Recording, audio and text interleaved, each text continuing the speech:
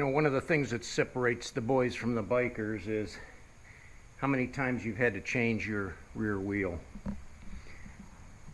You can see this baloney is getting pretty bald. There's no more tread here in the middle, and there's even some nicks in there. Won't be long till you start seeing the core come through there. So I'm gonna get a new tire on this thing. I'm gonna take the wheel off and take it in. Now here's the deal. I don't remember the last time I put a tire on here. Was probably 2 years ago or something like that. I don't know.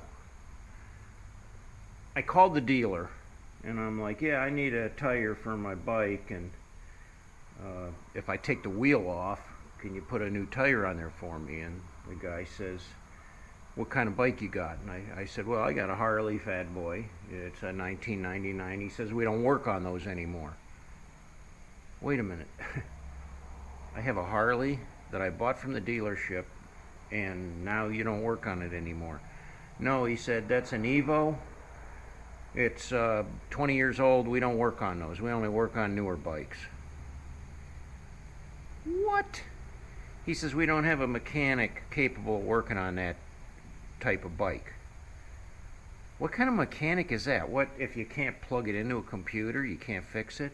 I said, dude, all I want to do is take this wheel off, bring it into your shop, and have you put a new tire on it for me. No, he says, we won't do that.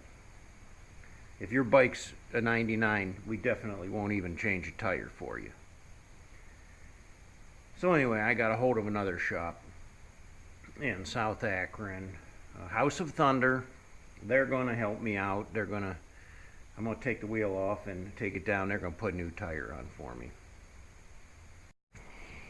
So my first order of business will be to remove the back seat, take the saddlebags off, get to where I can see what I'm doing down here so that I can pull that wheel off of there.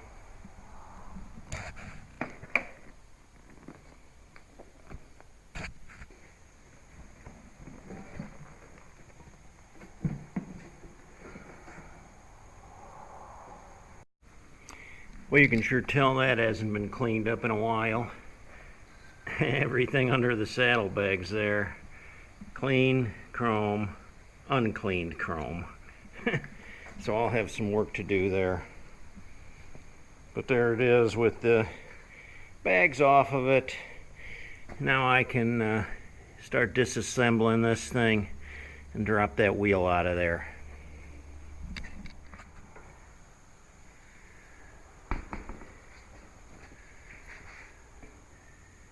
There you go.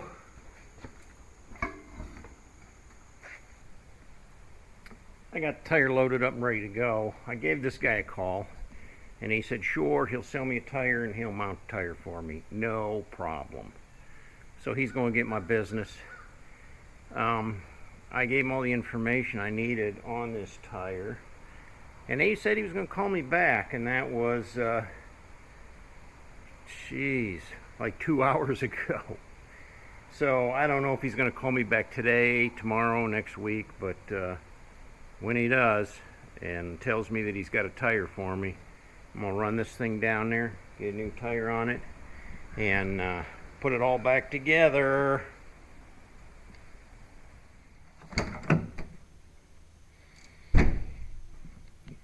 Brand new tire on there now. Well, let's see if I can get that back on there, and we'll be partly back in business. Well, I got it all back together. Wheel turns, belt tension is good, everything's tightened up, so time to lower it down. And then I'll get my saddlebags cleaned up, get those put back on, and she'll be almost ready to roll. But before I ride it anywhere, I'm going to pull this ignition switch out and replace it. I got a new one on order. It should be coming in the next day or two.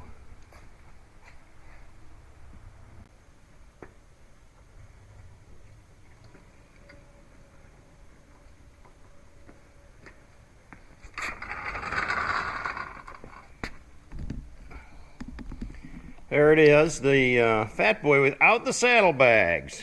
You don't see that very often. And the back seat for V, of course. So, you know, when you buy it, that's the look you get. Of course, it does have passenger seat on it when you buy them new. A lot of times I just rode it with the solo saddle. I like the fact with this bike, you can take the passenger saddle off and just leave the solo saddle on there. So, and this is pretty scratched up from just stuff being strapped on it and stuff. So underneath the saddlebags there, it's not in the best of condition. Well, just so everybody's aware, this is not a tutorial on how to do it. So I didn't show you step by step on what I did here because I kind of do things the old school way. In other words, I don't have all the most modern tools. I'm that guy that can put a crescent wrench, a screwdriver, and a pair of vice grips together and make a specialized tool. I don't even have a torque wrench. I just kind of know how tight to get things, and when it's too tight, over tight. I've had a lot of experience in breaking off bolts, stripping out bolts, or not getting bolts tight enough. So I'm pretty good with that. But I got it all back together, double checked my work, triple checked everything, and I'm all ready to go. Everything's got new lube, new grease, and all my tools put away, everything cleaned up for today. So that's the work for today. Hopefully I get the other parts and I can finish her up and then see how she runs. And hopefully that improves things. If the switch doesn't improve, and when I say that, what happens is when I'm going down the road, it'll start cutting out on me once in a while. And in fact, the other day it left us high and dry on the side of the road. It just cut out. It started sputtering on us. It cut out. And then it just finally gave it up, and we coasted off to the side of the road. And I played around with the switch and fired right back up again. So this switch is bad.